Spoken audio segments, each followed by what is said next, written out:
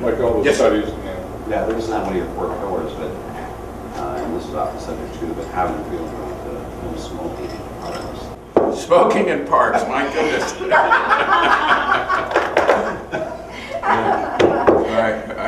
I think there are a lot more problems that the government can deal with.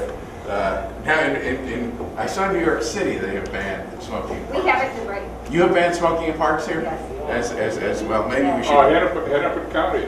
All of Hennepin County property is off limits to smoking. All Hennepin County property. The Now, problem is it's not Including the theirs. parking ramps.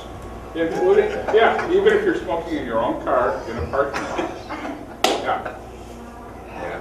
Oh, How do you enforce? Now there is, to be fair, there is a sense that this is government-owned property, and they set the rules. Right. But It's our property. there you go.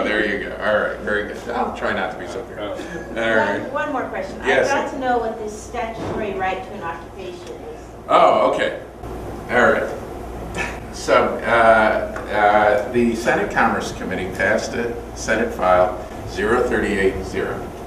And what that bill, and it just stopped after the Senate Commerce Committee will resume lobbying it next year. So this is in the State House? It's in the state. Okay. And what the bill says is that you have a right created in statute, not in the Constitution, but created in the statute, to pursue a occupation free from unreasonable government regulations. So if perhaps you're doing what you're doing, and some board sends you a cease and desist letter saying, stop what you're doing. What this law does is it says to the court, flip the burden. Yeah. The burden should be on the government, not on you, to prove that, the burden should be on the government to prove that you are harming someone and that they've chosen the least restrictive means to regulate you. And so it is attempting to create in statute a protection for the pursuit of one's occupation in a world in which the Constitution has been neutered by the progressive era. All right. So that gets at the question I wanted to ask about occupational regulations and the public choice problem, which is how do you strike at the root of that? And so you are trying to do that way. We're going two ways. One in the litigation area, and that we're representing hair braiders and sign hangers and casket makers and monks and Florists. Florists. Oh, we love florists. And people who don't want to be licensed by interior design. So we're litigating to try to build upon the precedent that we have created with certain wins in hair braiding and casket selling, and try to get the court to recognize that you do have, that it must engage in analyzing the excesses. A second strategy is in the legislature, which is to say to legislators, you know there's a problem here. You know that you're only seeing the lobbyists and the trade associations. Please regulate, ask them to be regulated.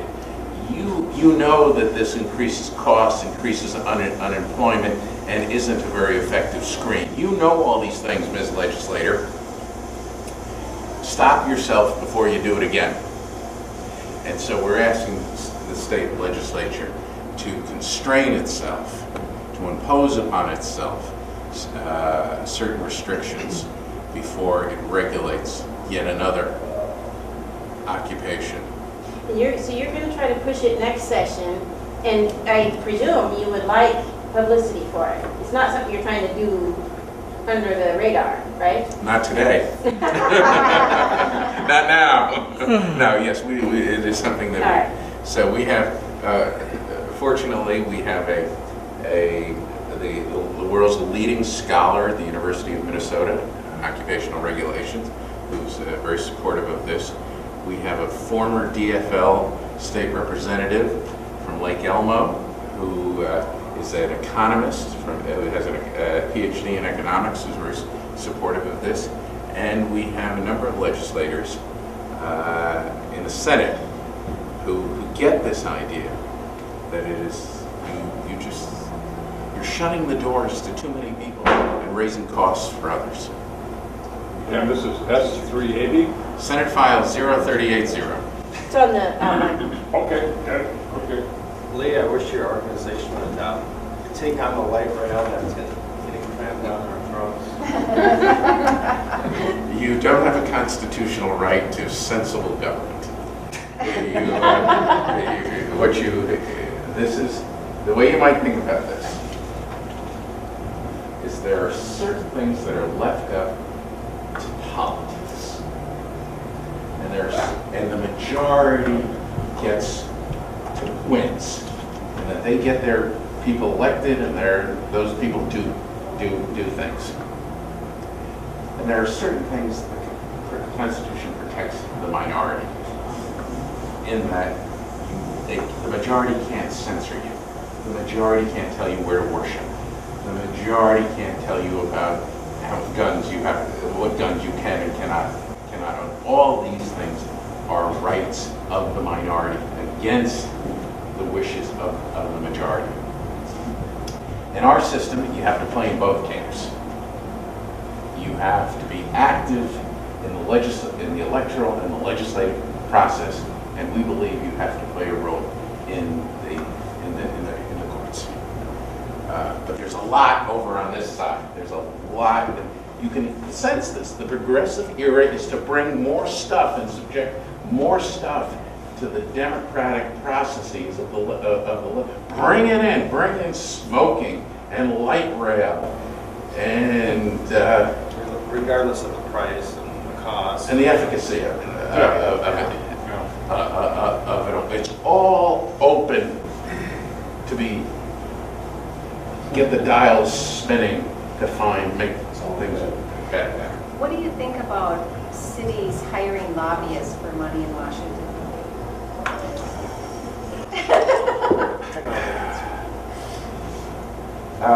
For the TARP money, because we're shovel ready. Whoa. I think you can safely say that's outside your jurisdiction. It really is more than what we do. But this is the reality. When we've so distorted the idea that the federal government is a government of limited powers that are enumerated in the Constitution. We've created the Department of Education, Right. the Housing and Urban Housing Department. The DNR. And we've created, well, that's on the state level, but the EPA, Yeah, 300 government agencies. This is not a government of limited and enumerated powers. The federal government is a government that will do anything that it can think of. Because we want more czars. Because it wants more czars, right? And it wants to make life better.